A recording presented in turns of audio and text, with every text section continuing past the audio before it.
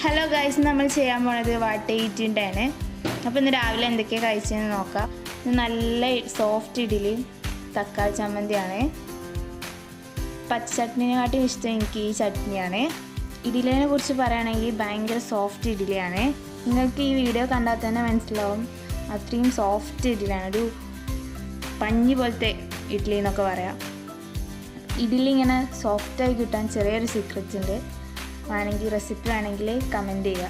ഉച്ചയ്ക്ക് നല്ല അടിപൊളി ചിക്കൻ ബിരിയാണി, കുറച്ച് കച്ചമ്പറ്, കുറച്ച് ചമ്മന്തി, അച്ചാറില്ല, അത് നിങ്ങൾ അഡ്ജസ്റ്റ് ചെയ്യുക.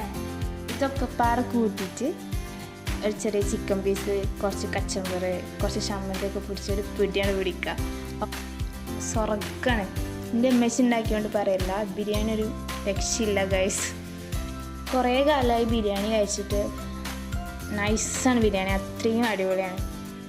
ഈ ബിരിയാണീൻ്റെ ക്ഷീണം മാറാൻ ഒരുറക്കുറങ്ങി എണീച്ചപ്പോൾ നല്ല ചിക്കൻ റോളും അത് കഴിച്ച് വിശപ്പ് മാറാനായിട്ട് രാവിലത്തെ ഇഡ്ഡലിയും ചട്നിയും